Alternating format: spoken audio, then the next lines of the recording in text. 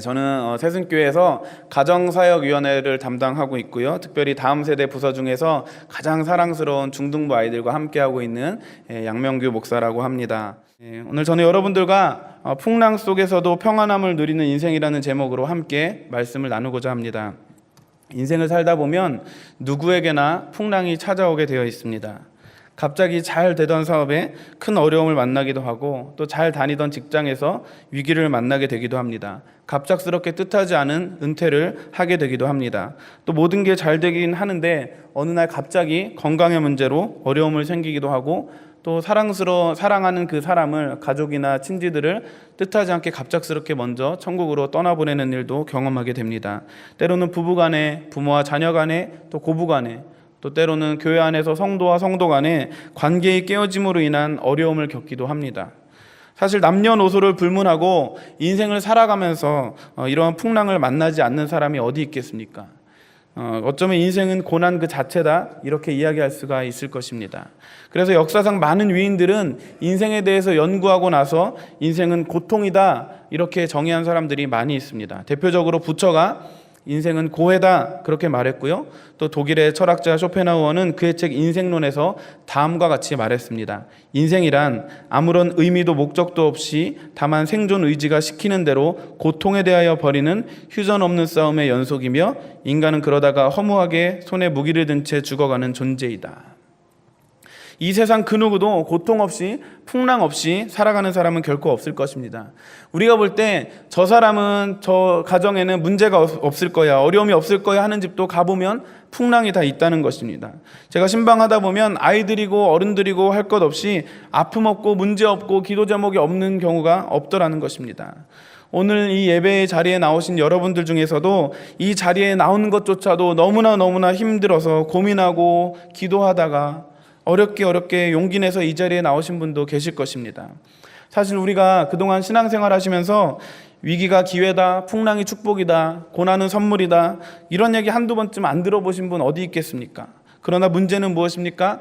아직도 우리의 마음 가운데 그 풍랑이 축복이라는 그 이야기가 적어도 나와는 상관이 없는, 나에게는 해당되지 않는 그런 이야기처럼 느껴진다는 것이 문제라는 것이죠. 왜 그럴까요? 그것은 풍랑이 찾아올 때 풍랑만 오는 것이 아니라 그 풍랑과 함께 찾아오는 두려움 때문이라는 것입니다.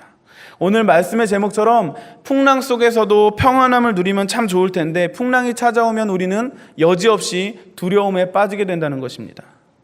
그러나 여러분 기억하십시오. 인생 가운데 풍랑을 만났을 때에도 하나님께서 주시는 참된 평안, 세상은 알 수도 줄 수도 없는 그 평안을 누릴 수 있는 것이야말로 우리 그리스도인들의 능력인 줄로 믿습니다. 하지만 오늘 본문에는 그런 인생의 풍랑 속에서 그렇게 평안을 누리지 못하고 어쩌면 저와 여러분의 모습처럼 극도의 두려움 속에 빠져있는 그런 사람들의 모습을 보게 됩니다. 그들이 누구입니까? 바로 예수님의 제자들입니다.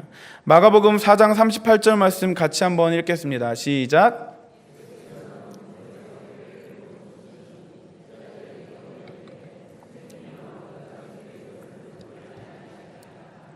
자, 이들이 왜 풍랑을 만났습니까? 35절을 보시면 예수님께서 저편으로 건너가자 해서 순종했을 뿐인데 인생의 광풍을 만난 거예요. 그런데요, 이 광풍의 크기가 그냥 센 정도가 아니라 죽을 만큼의 위협적인 풍랑이었다라는 것을 기억하십시오. 저와 여러분의 인생에도 어쩌면 과거에 풍랑을 만난 적이 있으실 수도 있고 어쩌면 지금 여러분의 삶 가운데 풍랑이 이미 찾아온 분도 계실 것입니다. 여러분, 그런데 오늘 본문의 제자들은 우리가 만난 그 풍랑과는 비교할 수 없는 목숨이 왔다 갔다 할 정도의 커다란 풍랑을 만나고 있다는 것입니다. 과연 그러한 커다란 풍랑을 축복으로 바꿀 수가 있을까요? 죽기 직전인데 거기에 무슨 축복이 있겠습니까? 살기도 힘든 그런 상황 속에서 풍랑이 축복이라는 사실을 믿기가 힘들었을 것입니다. 그래서 제자들은 아우성을 치고 발버둥 치기 시작했습니다. 그런데 놀랍게도 오늘 본문 바로 뒷부분인 5장 1절 말씀에 보시면 제자들이 이런 큰 풍랑을 만났지만 그 배가 뒤집혀서 인생이 끝난 것이 아니라 오히려 예수님의 말씀대로 바다 건너편에 결국에 도달하게 됐다고 말씀하고 있습니다. 여러분의 인생에 풍랑이 찾아왔습니까? 마침내 이 예수님의 말씀대로 그 바다 건너편에 도달하게 되실 줄로 믿습니다. 그 믿음을 가지고 나아갈 때 풍랑이 축복으로 바뀌는 것을 우리가 경험하게 될 것입니다. 그렇다면 어떻게 해야 우리가 인생의 풍랑 속에서도 평안함을 누릴 수 있을까요? 오늘 저는 여러분들과 그 비결 3가지를 함께 나눠보기를 원합니다. 자, 그 첫 번째 비결 같이 함께 읽겠습니다. 1번 시작. 주님을 따르는 잘못된 태도를 고쳐야 합니다. 옆에 계신 분에게 이렇게 인사할까요? 주님을 따르는 잘못된 태도를 고칩시다. 여러분, 우리가 예수님을 따라갈 때 당황하게 되는 것이 한 가지가 있습니다. 그것은 무엇이냐면 왜 우리가 예수님 뜻대로 살아가는데 풍랑이 찾아오냐는 것이죠. 우리가 불순종하고 우리가 죄를 짓고 그래서가 아니라 주님 안에서 있고 예배도 잘 드리고 나름대로 순종하고 있는데 왜 우리 삶에 풍랑과 어려움이 찾아오냐는 것입니다. 하나님 뜻대로 학업보다 신앙을 우선시하면서 자녀들을 키웠는데 자녀가 입시에 실패하면 굉장히 낙심하게 됩니다. 하나님의 뜻대로 살았는데 남편의 사업이 어려워지면 굉장히 당황하게 됩니다. 교회에서 열심히 봉사하고 사역하고 섬겼는데 갑작스럽게 건강에 어려움을 만나기도 합니다. 내가 그렇게 주님의 사랑으로 섬겨주고 참아주고 챙겨주고 품어줬던 그 사람이 오히려 나를 아프게 하고 상처를 주고 배신하기도 합니다. 여러분, 이게 이해가 됩니까? 우리가 예수님 뜻대로 살면 무조건 만사 형통이다 이렇게 생각을 하는데 사실은 성경 어디에서도 그렇게 가르치고 있지 않습니다. 성경은 궁극적인 형통을 강조합니다. 궁극적인 성공, 궁극적인 성취를 말씀하고 있는 것입니다. 결코 우리가 원하는 세속적인 만사형통을 말씀하지 않습니다. 혹시나 여러분 중에 지금까지 예수님을 그렇게 믿어오셨다면 죄송하지만 그것은 잘못된 신앙입니다. 오늘 본문에 있는 제자들의 모습이 그랬어요. 갑자기 이해할 수 없는 고난이 찾아오니까 이들은 당황하기 시작했습니다. 자, 어느 정도의 광풍이 일어났는지 37절 말씀 같이 한번 읽어볼까요? 시작. 큰 광풍이 일어나며 물결이 배에 부딪혀 들어와 배에 가득하게 되었더라. 여러분, 무슨 광풍이 일어났다고요? 큰 광풍이요. 정말 당황스러운 것은 얼마 전까지만 해도 일이 잘 되어가고 있었어요. 예수님의 인기는요, 하늘을 치솟고 있었단 말이죠. 제자들의 입장에서 보면 자신들이 그렇게 따라다니는 예수님, 자신들의 스승, 자신들의 리더인 예수님의 인기가 치솟고 그 리더가 이제 한 자리 차지하게 되면 그 은혜의 혜택이 다 누구에게 오겠습니까? 자신들에게, 그 리더를 따른 제자들에게 올 것이라고 생각을 했습니다. 그러다 보니까 오늘 본문 바로 앞부분에 나오는 수많은 사람들이 몰려들었던 바닷가의 집회에서 슈퍼스타가 되신 그 예수님의 집회를 도왔던 이 제자들의 어깨에는 나도 모르게 힘이 들어가 있었습니다. 거기에는 아마 그 지역의 유지들과 유명한 인사들도 있었을 것입니다. 그리고 그 중에는 베드로와 안드레 이 제자들을 알고 있는 사람들도 있었을 것입니다. 그 동네 사람들이 이렇게 말하지 않았겠습니까? 아, 어부 노릇이나 하던 베드로 정말 출세했네. 안드레, 너 정말 대단한데. 여러분, 그 슈퍼스타 예수님 옆에서 스텝으로 자부심을 느끼며 뛰고 있는 제자들의 모습을 한번 떠올려 보십시오. 얼마나 기분이 업되어 있을까요? 야, 예수님 따라가길 잘했다. 수지 맞는 장사구나. 그런 심정이었을 것입니다. 그런 제자들에게 예수님께서 얘들아, 이제 우리 바닷가 집회 은혜 가운데 잘 마쳤으니까 바다 건너편에 가서 또 다른 사역을 하자. 그러셔서 이제 제자들이 새로운 곳에서 새로운 역사를 기대하며 들뜬 마음으로 기분 좋게 네, 예수님 알겠습니다, 건너가시죠 하고 건너가는데 지금 풍랑을 만난 것입니다. 우리가 교회에서 은혜 많이 받고 집으로 돌아갔는데 집에 말도 안 되는 큰 문제와 어려움이 생긴 것과 같은 거예요. 그런데 그 문제가 보통 문제가 아니라 죽느냐 사느냐의 문제였다는 것입니다. 그럴 때 여러분은 풍랑을 만나게 된 원인이 무엇이라고 생각하시겠습니까? 주님 뜻대로 안 살아서요? 아니요. 주님이 말씀하셔서 건너갔는데요. 35절 말씀해 보시면 그날 저물 때 제자들에게 이르시되 우리가 저편으로 건너가자 하시니. 누가 건너가자고 하신 거예요? 예수님께서. 그 말씀대로 순종한 것뿐이에요. 그런데 풍랑이 찾아왔다는 것입니다. 그것은 주님을 따르는 제자들의 잘못된 태도를 고쳐주시기 위함이라는 것입니다. 사랑하는 여러분, 인생의 풍랑을 만나셨습니까? 그것은 우리 안에 주님을 따르기만 하면 만사 형통일 거야라는 잘못된 태도를 고치기 위함이십니다. 왜요? 이걸 고치지 않으면 우리는 반드시 어느 순간 시험에 들어서 주님을 떠나갈 것이기 때문입니다. 이 잘못된 태도를 고치지 않는 한 언젠가는 떠나게 되어 있어요. 이 잘못된 태도를 고치기 위해서 예수님께서 풍랑을 주신다는 것입니다. 제자들은요, 예수님만 따라가면 다 잘 될 줄 알았어요. 오늘 본문 앞부분을 보시면 예수님께서 바닷가의 집회에서 무슨 말씀을 하십니까? 좋은 땅에 떨어지면 30배, 60배, 100배의 결실을 맺게 될 것이라고 말씀하십니다. 우리가 이 비유를 씨 뿌리는 자의 비유다, 그렇게 많이 이야기를 하는데요, 그러나 내용을 잘 보시면 사실은 밭의 비유다, 그렇게 이야기하는 것이 더 올바른 것 같습니다. 30배, 60배, 100배의 결실을 얻기 위한 전제가 무엇입니까? 좋은 땅에 떨어지면. 그러나 제자들의 머릿속에는 가시떨기, 돌밭은 안중에도 없고 우리는 좋은 밭일 거야, 그러면 30배, 60배, 100배의 결실을 맺는데 이야 엄청난 거구나, 지금 그렇게 착각하고 있다는 거예요. 여러분이 무언가에 투자하셔서 30배의 수익을 보신 분이 있으십니까? 손해나 안 나면 다행이죠. 근데 100배의 결실이라는 거예요. 제자들이 얼마나 흥분했을까요? 야, 이제 예수님 따라가면 100배 뻥튀기 인생이 되는 거야. 제자들이 흥분하기 시작했습니다. 그들은 큰 착각을 하고 있었습니다. 예수님께서는 지금 너희들의 마음밭이 어떠한 상태인지를 점검하라고 그 말씀을 주셨는데 제자들은 오직 100배의 그 결실에만 관심이 있었다는 것입니다. 여러분, 풍랑이 오는 순간 이 제자들의 마음은 사실 어떠한 상태였습니까? 결코 좋은 땅이 아니었잖아요. 이들은 길가에 뿌려진 씨앗처럼 말씀을 듣고 곧 잊어버렸습니다. 돌밭에 뿌려진 씨앗처럼 고난이 오니까 말씀을 잃어버리고 믿음을 잃어버렸어요. 가시떨기에 뿌려진 씨앗처럼 그들은 염려로 인해서 두려움으로 가득 차게 되어 있었습니다. 예수님은 이러한 제자들의 마음밭을 기경하기를 원하셨다는 것입니다. 우리 인생에 풍랑이 찾아왔을 때 우리가 누릴 수 있는 가장 큰 축복은 우리의 마음밭이 기경되는 것인 줄로 믿습니다. 그것보다 더 큰 축복은 없는 것입니다. 그 마음밭이 기경되지도 않았는데 우리의 문제가 해결되었다고 한다면 그 사람은 불쌍한 사람입니다. 왜냐하면 나중에 또 풍랑이 찾아오거든요. 더 큰 풍랑이 찾아오거든요. 감당할 수 없거든요. 사랑하는 여러분, 큰 풍랑이 일어났는데 예수님께서 주무시는 것처럼 아무 일도 하지 않고 계십니까?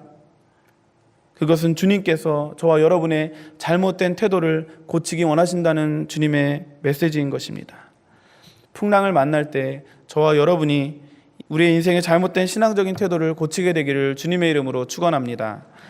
한 발 더 나아가서 인생의 풍랑을 만날 때 어떻게 해야 우리는 평안함을 누릴 수가 있을까요? 그 두 번째 비결 함께 읽어보겠습니다. 시작. 옆에 계신 분에게 그렇게 인사할까요? 주님을 향한 신뢰를 놓지 맙시다.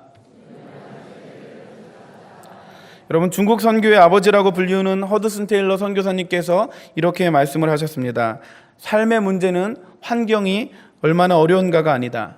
삶의 진정한 문제는 하나님과 당신과의 관계이다.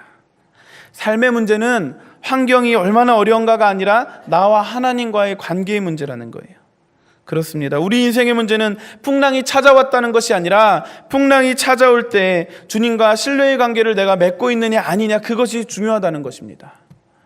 큰 풍랑이 찾아온다 할지라도 주님과 깊은 신뢰의 관계를 맺고 있는 사람은 그 어떤 어려움도 이길 수 있기 때문이라는 것입니다. 아니, 오히려 그 어려움으로 인해서 더 크고 놀라운 하나님의 축복을 경험하게 된다는 것이죠. 하지만 대부분의 사람들이 풍랑을 이길 수 있는 주님과의 신뢰의 관계를 맺고 있지 못하다는 것이 문제인 것입니다.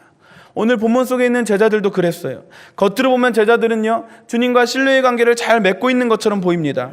이들은 주님을 신뢰하기에 충분한 믿음을 소유하고 있는 것처럼 보입니다. 무엇을 보고 알 수 있습니까?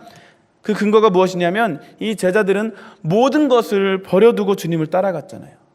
저와 여러분들 중에서 모든 것을 버리고 주님을 따라가고 계신 분 계십니까? 다 버리고 주님을 따라가고 싶은 마음은 저와 여러분 안에 있죠. 그런데 쉽지 않잖아요. 근데 오늘 본문에 있는 제자들은 다 버리고 주님을 따라갔단 말이죠. 마가복음 1장 17절에서 18절에 보시면 예수께서 이르시되 나를 따라오라, 내가 너희로 사람을 낚는 어부가 되게 하리라 하시니 곧 그물을 버려두고 따르니라.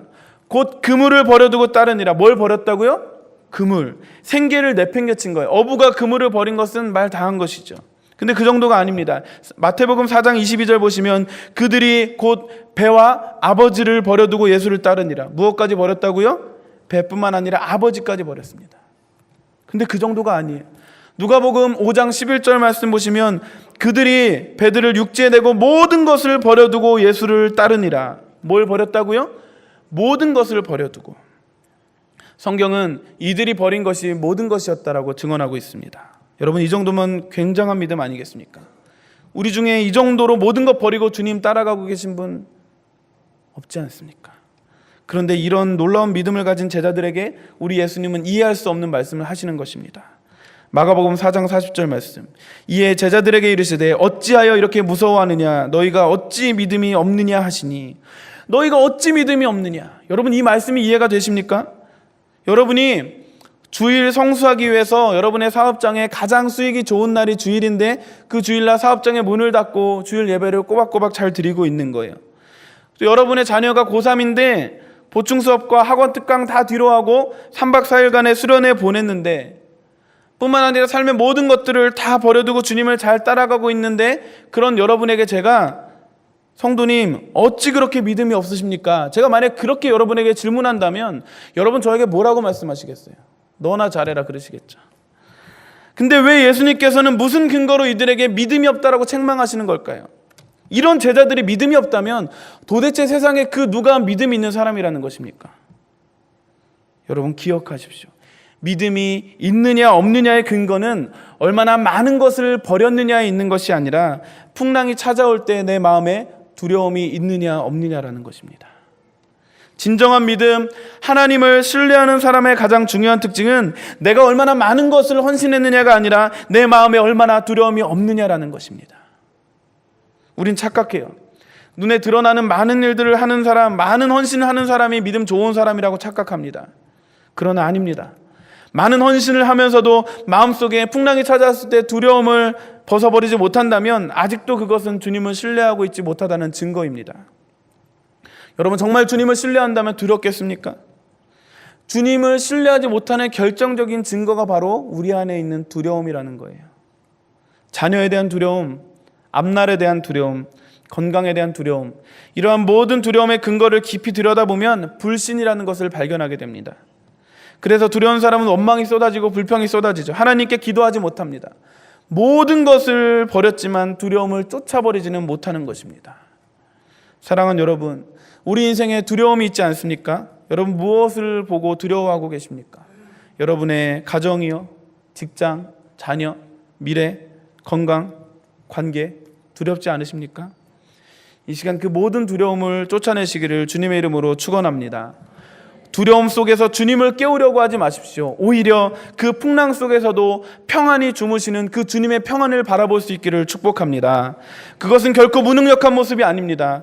그것은 하나님의 구원 사역은 어떠한 역경이나 환난 속에서도 결코 좌초되지 않는다라는 것을 주님께서 몸소 보여주시는 메시지인 것입니다. 풍랑 속에서도 그분께서 주무신다면, 내가 죽게 되었는데도 그분께서 돌아보지 아니하신다면 그것은 주님이 나를 버리시고 나를 사랑하지 않는 것이 아니라, 걱정하지 말라, 두려워하지 말라, 내가 너와 함께함이라, 그 어떤 것도 너를 무너뜨릴 수 없고 너를 좌초시킬 수가 없다라는 주님의 분명한 사인이라는 것을 믿으시기를 축복합니다. 오늘 우리의 문제는 예수님께서 당장 도와주시겠다고 응답하지 않으시는 것이 문제가 아니라 그 주님의 침묵 속에서도 그분은 나와 함께 하신다는 이 사실에 대한 우리의 믿음이 연약함에 있다는 것입니다. 예수님께서 침묵하시는 데는 이유가 있어요. 왜냐하면 그 고난이 저와 여러분에게 유익하기 때문에 침묵하고 계십니다. 유익하기 때문에 주님께서 우리와 동행하시며 그 고난을 친히 같이 몸소 당하시면서도 그 고난을 제거하시지 않고 기다리신다는 것입니다. 여러분, 고난이 얼마나 유익합니까? 예수님께서 하나님의 아들이심을 입증하려면 고난을 당해야만 합니다.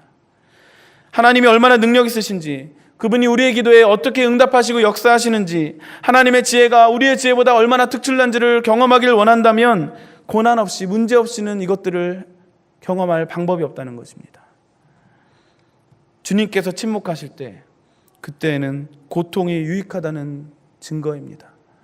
좀 더 견뎌보라는 것입니다. 그거 아십니까, 여러분? 주님은요, 우리에게 유익이 있을 때에는 굉장히 냉정하신 분입니다. 그러나 우리가 불리하다 싶을 때는 참지 못하시고 우리를 금방 악에서 건져주시고 모든 시험에서 우리를 건져주시지만, 우리에게 유익하다고 그분이 판단하실 때에는 그분은 냉정하게 그냥 침묵하고 계실 때가 있다는 것입니다. 사랑하는 여러분, 늘 저와 여러분에게 늘 더 좋은 것을 주시는 그분을 끝까지 신뢰할 수 있기를 축복합니다. 마지막으로 우리가 인생의 풍랑을 만날 때 어떻게 하면 풍랑 속에서도 평안함을 누릴 수가 있을까요? 세 번째 비결 같이 한번 읽어보겠습니다. 시작. 아멘. 옆에 계신 분에게 이렇게 인사합시다. 주님이 당신의 주인 되십니다. 여러분, 풍랑을 만날 때 잘못된 태도를 갖지 말고 주님만을 신뢰하면 풍랑 속에서도 평안함을 누릴 수가 있고 또 그 풍랑이 축복이 된다는 사실을 사실 우리 중에 누가 모르겠습니까? 그런데 문제는 무엇입니까? 풍랑을 만나면 나도 모르게 두려움이 엄습하고 주님과의 신뢰의 관계가 깨어진다는 것이죠. 아무리 기다려봐도 도무지 일어나실 생각을 하지 않고 계신 그 주님을 바라보면서 어찌 두려워하지 않겠습니까? 자녀가 공부를 전혀 하지 않는데 이 자녀의 미래에 대해서 어떻게 확신할 수가 있겠습니까? 가정이 경제적으로 점점 더 어려워져 가고 있는데 어떻게 우리 가정의 미래에 대해서 기대와 소망을 품을 수가 있겠냐는 말입니다. 남편이 도무지 변할 기색을 보이지 않는데 어찌 그 남편을 변화시킬 하나님을 신뢰할 수가 있겠습니까? 그러나 여러분, 이 말은 거꾸로 말하면 우리가 그 변하지 않는 자녀, 변하지 않는 경제적인 형편, 변하지 않는 남편을 좌지우지하고 있는 그 사단을 주님보다 더 신뢰하고 있다는 표현이 아니겠습니까? 사랑하는 여러분, 상황 때문에 그리고 사람 때문에 신뢰할 수 없다고요? 그렇게 말한다면 오늘 제자들이야말로 두려워할 수밖에 없죠. 마가복음 4장 37절, 큰 광풍이 일어나서 물결이 배에 부딪혀 들어와 배에 가득하게 되었더라. 이 배에 물이 들어와서 가득하게 되었다는 거예요. 좌초일보 직전이라고요. 물이 들어오기 시작할 때만 해도 어떻게 견딜 수가 있습니다. 작은 풍랑일 때만 해도 어떻게 버텨볼 수가 있습니다. 근데 깨어지고 물이 들어오기 시작하는 거예요. 그때도 우리가 주님을 신뢰하고 두려워하지 않을 수 있겠습니까? 아니, 많이 양보해서 그때도 한번 용기를 내어봅니다.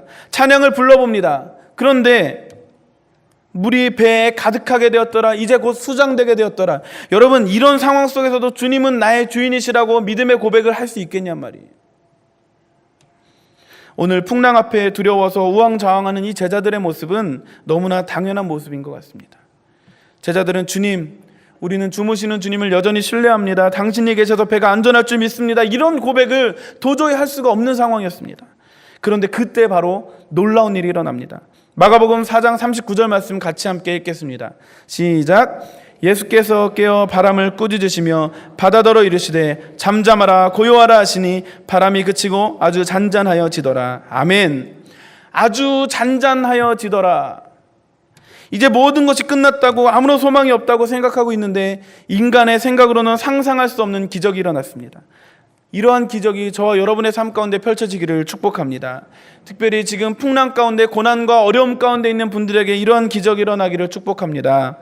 이 기적이 일어나자 이제 제자들이 당황하고 이렇게 묻기 시작합니다. 41절입니다. 그들이 심히 두려워하여 서로 말하되 그가 누구이기에 바람과 바다도 순종하는가 하였더라. 그가 누구이기에.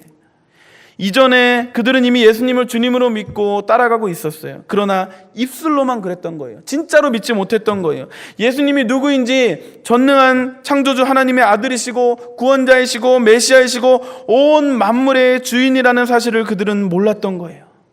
그래서 바다가 잠잠해지는 것을 보면서 묻기 시작하는 것이죠. 그가 누구이기에 바람과 바다도 순종하는가? 누가 그 일을 할 수 있겠습니까? 누가 이 우주의 창조의 질서를 바꿀 수가 있겠습니까? 그분은 하나님이십니다. 그분은 우리 주님이십니다. 주님만이 그 일을 하실 수가 있지 않습니까? 이 질문을 던지는 순간 제자들의 마음 가운데 깨달아지는 게 있는 거예요. 아, 주님이시구나. 이분이 주님이시구나. 온 우주 만물을 다스리시는 우리 주님이시구나. 이것을 깨달은 거예요. 그리고 마침내 이 깨달음이 오는 순간 제자들은 심히 두려워하게 되었다라고 성경은 말씀하고 있습니다. 제자들은요, 처음에는 풍랑을 두려워했습니다. 침몰당하는 것을 두려워했어요. 그러나 이제 제자들은 풍랑을 두려워하지 않습니다. 이제 그들이 두려워해야 될 그 대상은 오직 주님뿐이라는 것. 전능하신 그분 앞에서 두렵고 떨리는 마음으로 오직 그분만을 경외함으로 내 인생을 살아야겠다는 그 결단을 큰 풍랑 한가운데에 서 있는 이 뱃속에서 하게 되는 것입니다. 그들의 잘못된 태도, 마음속으로는 여전히 주님의 주되심을 인정하지 않으면서 몸으로만, 말로만 그렇게 주님을 따라가고 있는 이들의 태도를 고치시기 원하셨던 그 주님의 목적이 드디어 성취되는 순간 이들의 마음 가운데 하늘의 평화가 임하기 시작한 것입니다. 그리고 그들에게 이전과는 전혀 다른 새로운 두려움이 생기기 시작했어요. 그것은 바로 하나님만 두려워하는 것입니다. 하나님만 경외하는 것입니다. 사랑하는 여러분, 인생의 풍랑을 만날 때 왜 우리가 두려워하고 불평하고 원망하는 것일까요?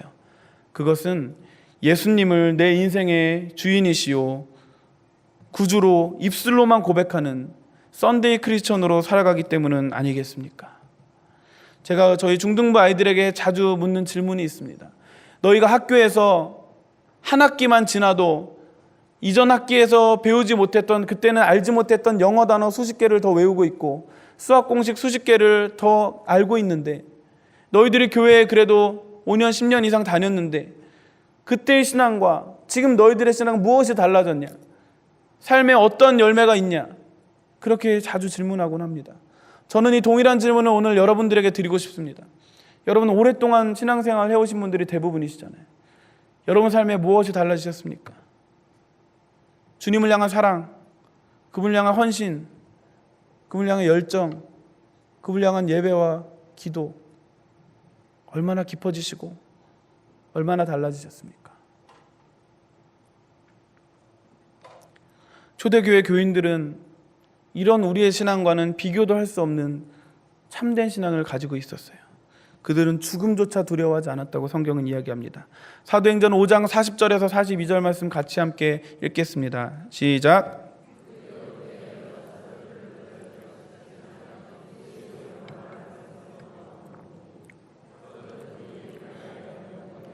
합당한 자로 여기심을 기뻐하면서 공회 앞을 떠나니라. 그들이 날마다 성전에 있든지 집에 있든지 예수는 그리스도라고 가르치기와 전도하기를 그치지 아니하니라. 아멘.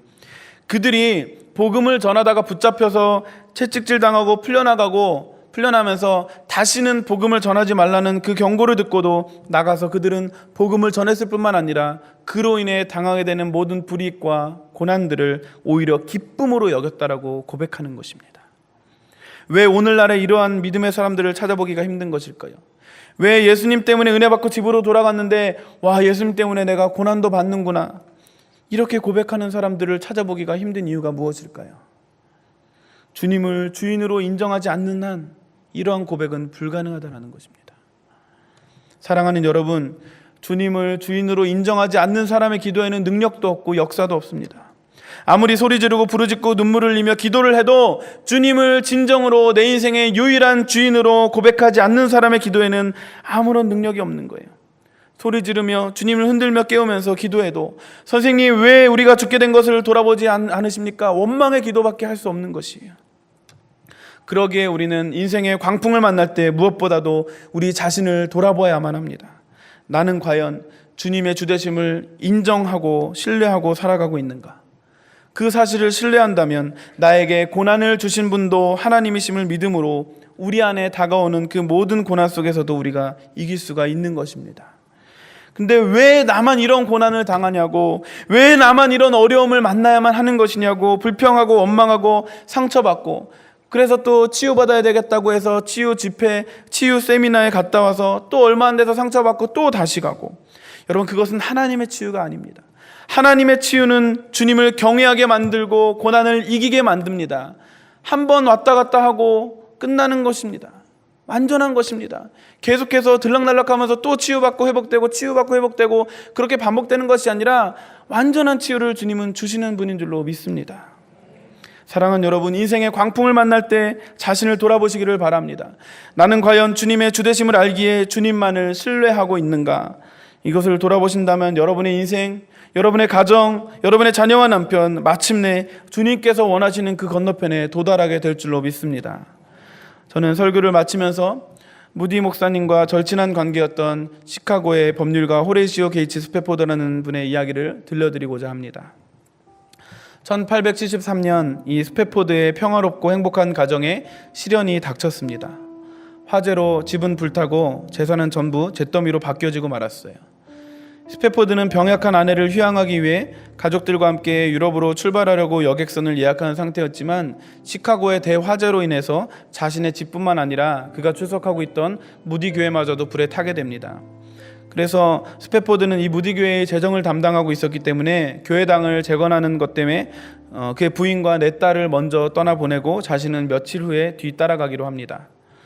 여객선은 일주일 동안 대서양을 순항하였으나 새벽 2시 손님들이 모두 잠든 시간에 그 여객선은 영국 선적인 철갑선 로키안과 정면으로 충돌하여 226명의 선객을 실은 채 바닷속으로 침몰하기 시작하였습니다. 사고 직후 스패포드 부인은 네 아이를 이끌고 가판 위로 달려 올라와서 두려움 속에서도 무릎을 꿇고 하나님께 간절히 기도하였는데 그러는 사이 여객선은 완전히 침몰하고 말았습니다. 30분도 채 되지 않는 동안에 일어난 일이었습니다. 다행히 스패포드 부인은 익사하기 직전 실신한 채 구명정에 의해 구조되었지만 안타깝게도 사랑하는 4명의 딸들은 모두 익사하고 말았습니다. 9일 후 스패포드 부인은 웨일스의 카디프에 도착해서 남편에게 전보를 쳤습니다. Saved alone, 혼자 구조됨. 스패포드는 전보를 받고 아내를 데리러 서둘러 영국으로 가는 배를 탔습니다. 그리고 그가 탄 배가 비극의 대서양 사고 지점을 지나면서 그는 아픔과 슬픔으로 밤이 새도록 하나님께 울부짖었습니다. 그런데 새벽 3시경에 그는 이전에 경험해보지 못한 그 놀라운 평안이 그의 마음 가운데 가득 참을 경험하게 됩니다. 그리고 그는 종이를 꺼내어 마음의 평안을 기록해 나가기 시작합니다. 내 평생에 가는 길 순탄하여 늘 잔잔한 강 같든지 큰 풍파로 무섭고 어렵든지 나의 영혼은 늘 편하다. 내 영혼 평안해, 내 영혼 평안해. 사랑하는 여러분, 이 평안을 누리고 싶지 않으십니까? 스패포드가 그 환난 중에서 체험한 평안을 세상은 결코 설명할 수 없을 것입니다. 왜냐하면 그 평안은 우리 하나님께로부터 온 것이기 때문이죠. 요한복음 16장 33절은 이렇게 말씀합니다. 이것을 너희에게 이르는 것은 너희로 내 안에서 평안을 누리게 하려 함이라. 세상에서는 너희가 환난을 당하나 담대하라. 내가 세상을 이기었노라.